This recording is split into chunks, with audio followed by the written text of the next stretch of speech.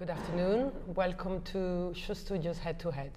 I'm Mimma Viglezio and I'm very pleased to welcome the legendary Stephen Jones back.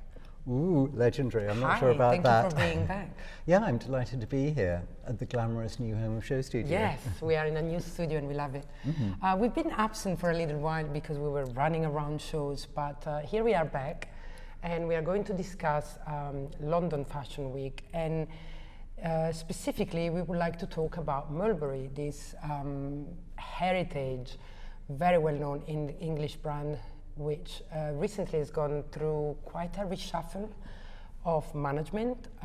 Thierry Andreatta from Lanvin was brought on board, and he hired, smartly enough, Johnny Cocker, who is known more as a accessories designer. He was known to be one of the designers that launched the amazing It bags at Celine. And so for a brand that is mostly known for accessories, to hire Johnny was a very, very good move. And Johnny came out with his second collection this season, and we would like to start discussing it. Yeah, I mean, it's when a new designer goes into an established label, it's always extremely difficult for them because they're torn between the devil and the deep blue sea, really, because they have to respect the past but create their own identity. And especially in a real sort of heritage, it's so interesting when we talk about heritage brands, because there's heritage brands like Burberry or Aquascutum, which were, created hundreds of years ago. And actually, Mulberry is relatively new. I mean, it was created by Roger Saul in the 70s. So it's much younger. It's much younger, but still within the British perception of those sort of slightly historical brands, it still occupies that post. What I think they need to do is put one foot in the present and obviously keep one foot in the past. But yet, I just want to interrupt you here, because as a foreigner who's now been in England for 11 years, Mulberry was never in my radar as much as Burberry, and I don't know if it's because it's so much younger or smaller, but now I'm here and I work in fashion, so for me it's different. But I asked a little bit the people outside of England, and now they heard about Mulberry. So I don't know if it's the Johnny Cocker's effect already in 6 months, or if they're doing a very good job. I mean, I think that Mulberry is sort of doing a good job, but it's sort of slightly neutral. I think Burberry is the exception, because for very many years they've been an international brand with licenses all over the world, and they have, a huge business with many, many shops. Mulberry is a much smaller brand, much more niche. And it was, in a funny way, Burberry was at the outset, when Christopher came there, it was very much catered for the foreign market, in particular Asia, in particular Japan. I mean, they had licenses for everything, rice cookers, the whole lot, and then they pulled it all back. Whereas Mulberry is particularly British and very popular with British people. I mean, because it wasn't at the same price level as Burberry, it was a bit more affordable. I mean, in our fashion world, we think that Mulberry is a sort of more affordable brand, which is sort of crazy. It's still expensive. It's still extremely expensive. Yes. But with British people and British girls in particular, it sort of occupied the same place as, say, Coach did in America. Exactly. It was sort of luxury but affordable. It's sort of the area that Michael Kors went into as well. So they're in a big mixture. But that's very, very, very, very interesting, because brands that I don't want to mention, they tried, like Mulberry did for a little while recently, to go higher, become more luxurious for some. Well, Mulberry tried to do that and it absolutely did not work. And it almost killed them. Yeah, and so there are so many brands that should understand that bridge, or contemporary, or whatever you want to call it, niche can be so successful. And as you mentioned, rightly enough, Coach and Michael Kors or Tory Burch in America, they've done so well, and yet European brands, they all want to compete for the same high luxury level, which is a pity, because Mulberry is the perfect example of failure for that. But the funny thing is that prices are not chosen arbitrarily. The reason that something costs that amount of money in the shop and retail is because it's cost that amount of money to manufacture. And the thing is about a Mulberry handbag, essentially it had that sort of simple honesty to it, which people found charming and appealed to a particular British sort of sensibility.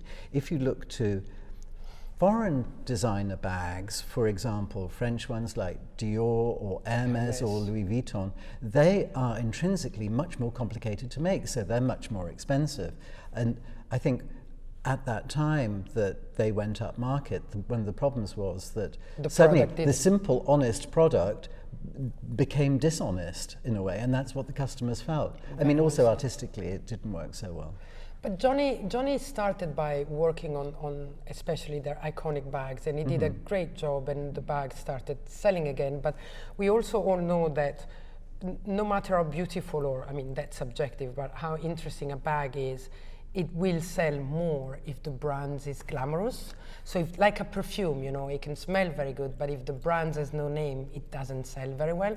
And that's what they're doing also with the fashion around it. And I think he's doing a very good job about that. First of all, we talk about them more.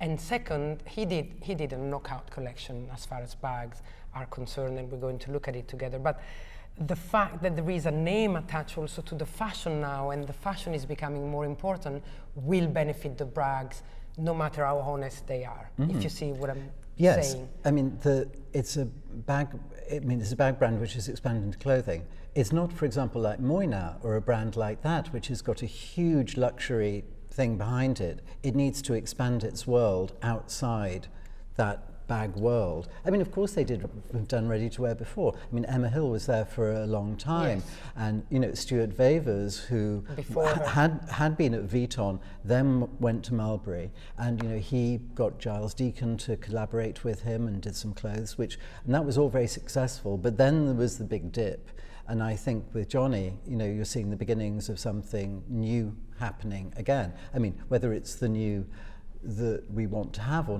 not is a different matter. The big dip just before Johnny and Thierry shows that an executive also matters, because depending on their choices for strategy, but people tend to think that a brand is only the designer. Of course, a brand needs someone who creates it and designs it, but the strategic choices behind the design can make it or break it. And I think Mr. Andreatta did a very good job in saying, fine, let's rebring the price level where it should be.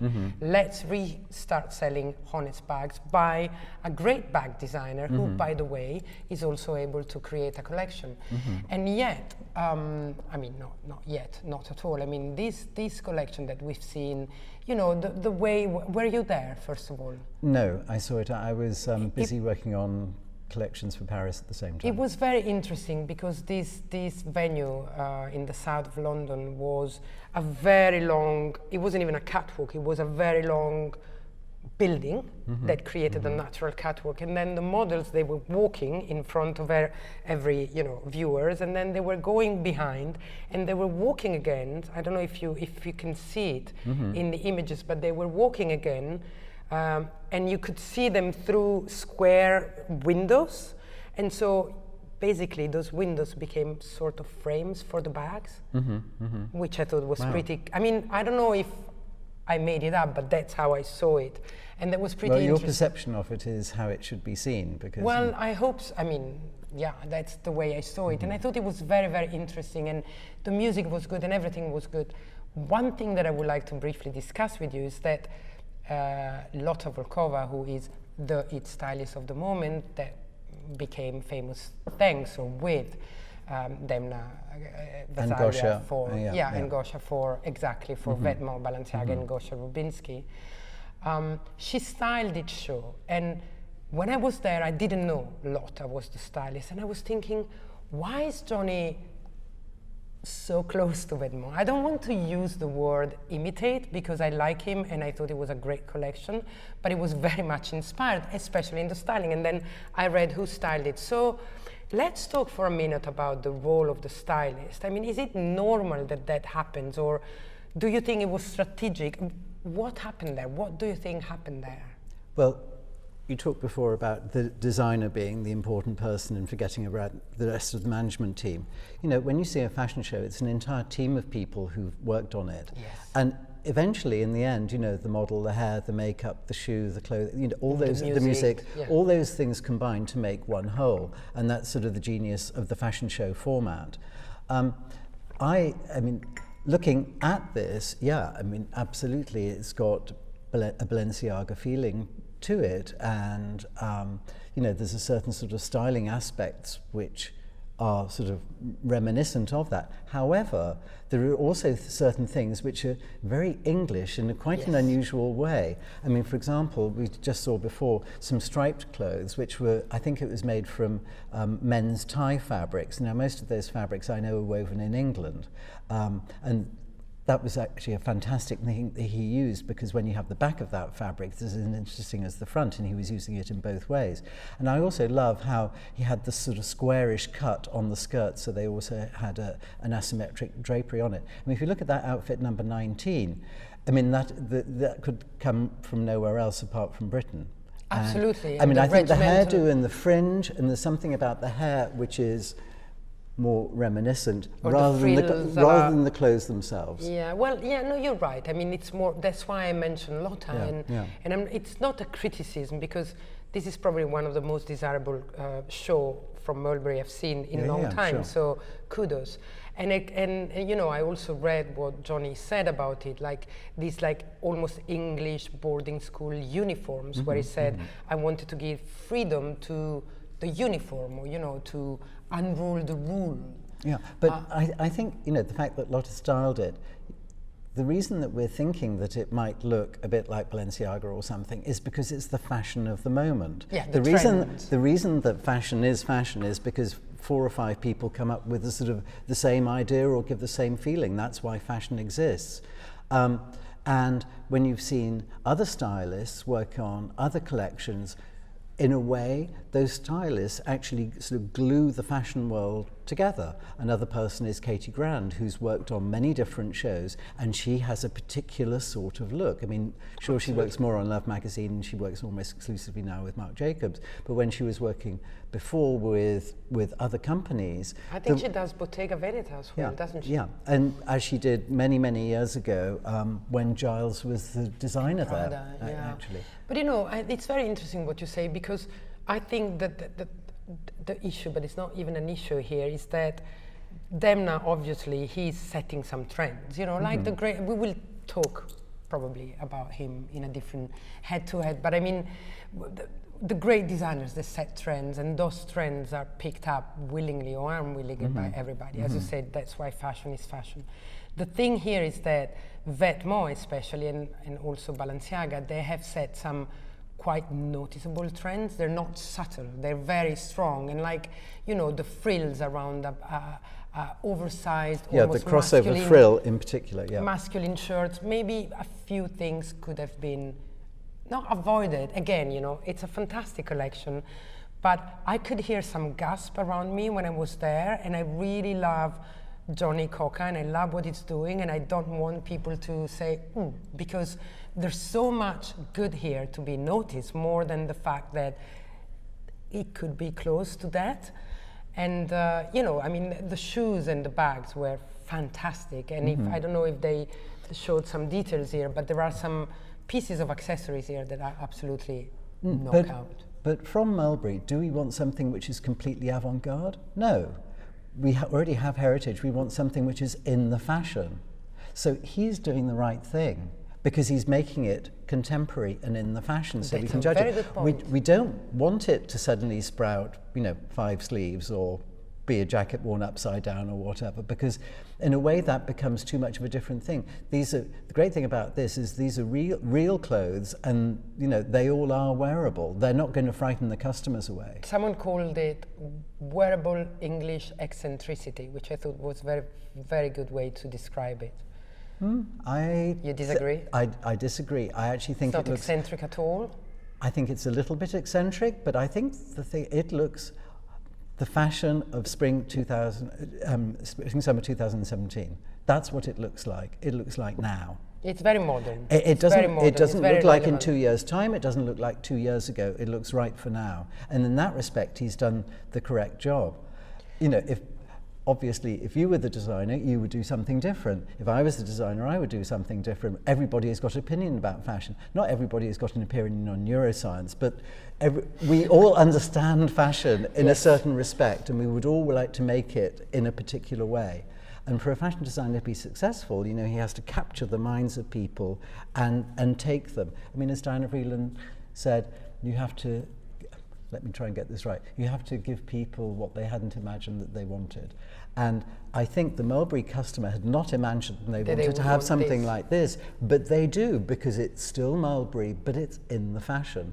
And that's what it hadn't been before. Yeah, I think it's a very good way to put it also, because I'm very positive about this, and I, you know, like to hear it like this. And I mean, I love those, you know, the window pane check tweeds is nothing as British. And I don't know, is that lace or something? I don't know, but it looks like, you know. What, it looked 20? It looked 20. Is that's it lace? That's a flowery print. See. Flowery print. But you know, it looks like English wallpaper. It could be English completely wallpaper, but look at those bags. I think the work the job is doing on the accessories is unprecedented. I mean, it's incredible. And it, as you said before, it's not going too far from what the brand is or has been. So probably he will keep the Mulberry clients, he will add some more fashionable or younger or whatever you want to call them, and it's making it much more relevant. And I think it's doing a great job, and I'm looking forward to seeing how well it's taking financially, because then at the end of the day it's only relevant if it sells. How many shops do they have? I'm not sure. I was dreading this question. Do we know how many Can you look it up, stores please? Mulberry has? It's not big, but it's not small. It's not a tiny brand. It's not a niche brand. You know, it's so interesting. You have the tweeds, yet you have that silver dress which was just on screen before. So actually, which one? The one in the centre, number 33. Yeah. You know, there's so many different languages of fashion within this show. What was very good for him, that he did not show just one look. In fact, there really was variety of trends. Of different looks. You know, there was things which were more covered up. There was tailoring. For example, you've got a trench coat. Often what a designer will do is do just one look, because if you're wanting to promote one look, promote different look, what you do is you edit, so there's only one look. So in that one photograph that is going to appear in Susie Menkes's column online, there's that one photograph that is going to represent the entire collection, which is why people don't show too many diverse different things. But in fact, he showed lots of different things. So that was a sort of feeling of confidence from him. I have to say number 40 is one of my least favourite looks. And it's probably the closest to Vedmore? Yeah, but when we look at number 41 and 42, in a way they're sort of duller, but they're, you know, the skirt of number 42 is great. You know, what it hones into is that sort of Vivienne Westwood idea of taking a kilt or some sort of very classic garment and then playing with it. And then she's done this sort of 44 in England. And do we know worldwide? I mean, thank you anyway, because 44 stores in England. It's a lot. It's a lot of stores, so it's not, I wouldn't call it a small brand. But it was very interesting what you were saying about look 42, because one of the best things about this show is how it took some English statements and break them up. And that's what I think is relevant today. You know, and that's this sort of crazy Margiela way of breaking codes and making them his own. That is coming back in fashion. And you know, number 42 was such a great look because it's sort of Margaret Rutherford on acid or something. I mean, I think 43 she's probably taken too much acid, but still. What about 44? 44, well, that's where she's climbing up the walls.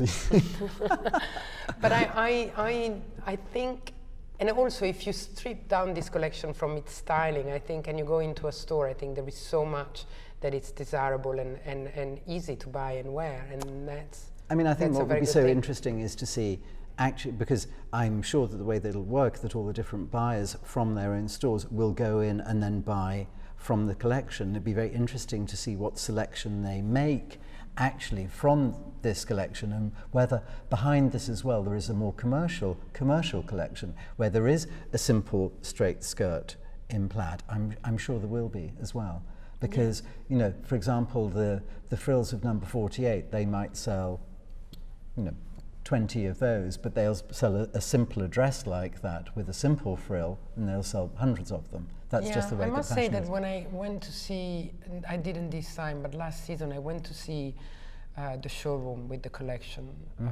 At, I don't know if it was a press day or, and Johnny was there, and I was quite surprised to see that it was pretty close to what we saw on the catwalk. So I don't know, I will probably go and see this and see what actually lands in stores, because there are, as you know, there are brands that are producing what you saw and are brands that are not at all producing what you saw. Yeah, and the happy mixture is somewhere between the two. Yeah.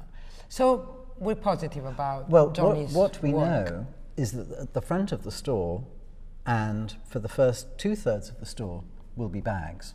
Yes. And the back third of the store will be clothes. Yes. And that's the way that fashion is at the moment, especially for a brand like Mulberry.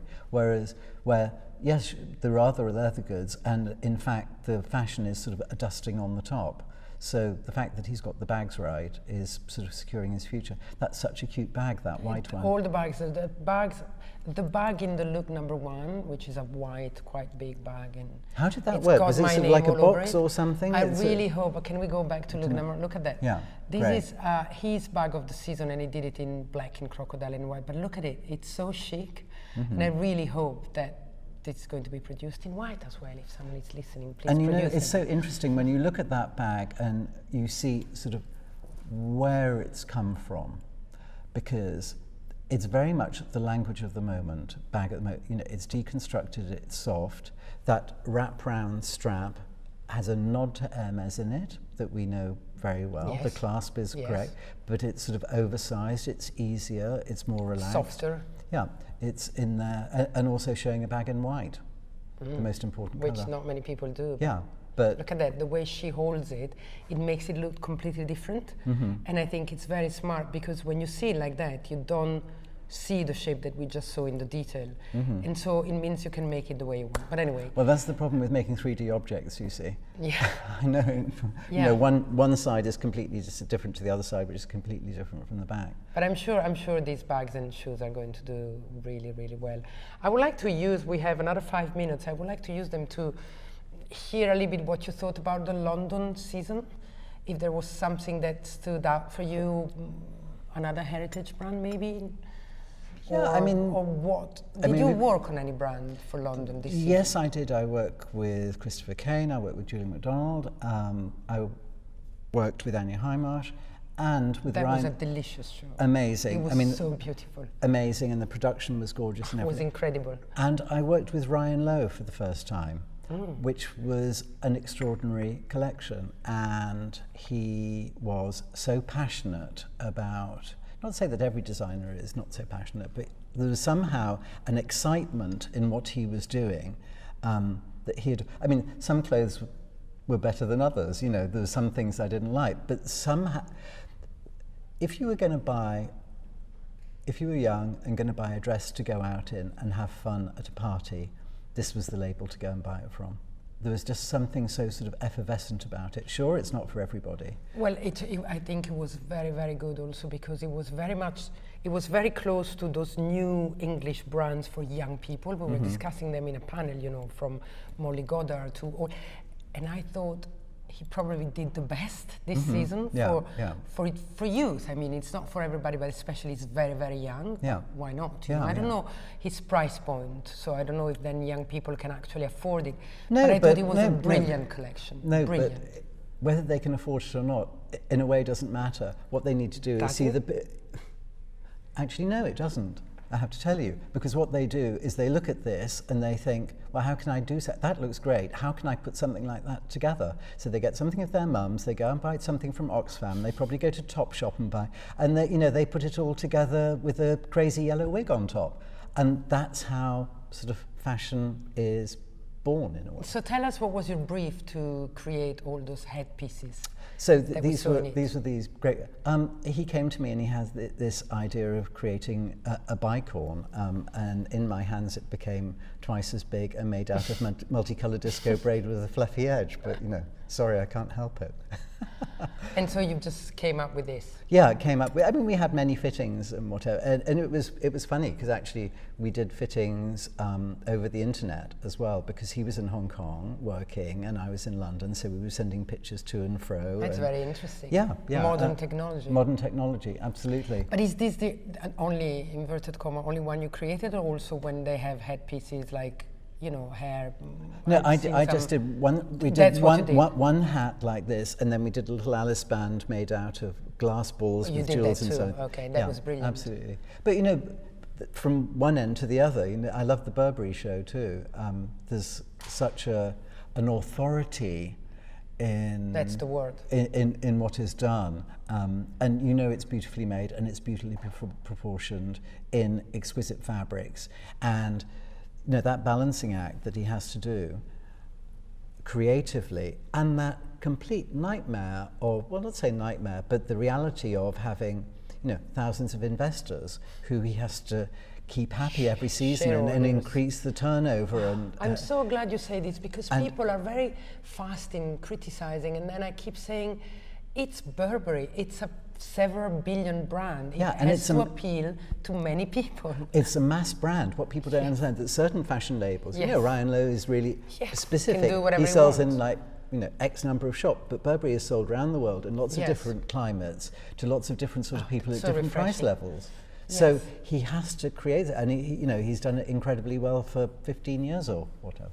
I also thought that Burberry, this show was probably one of the strongest in a long time, and I was surprised, because since it was see now, buy now, and I'm not one of the, I'm a little bit of a critic of this. I'm a little bit afraid that, commercial will dictate creativity, but he showed me that if you're big enough and if you're strong enough and if you have all the means to do it, you can do it well. And this show was probably one of his best shows in a few seasons. Maybe he was lifted from the weight of being also the CEO, and he could concentrate on giving us some fantastic Burberry creativity. Yeah, and a more balanced collection, rather than taking something which is very thematic and then just running with that. This was more diffuse in a way, because this is actually very difficult to do, to create something which is interesting, great garments, which then also look good for the camera and look good for us today. Yes.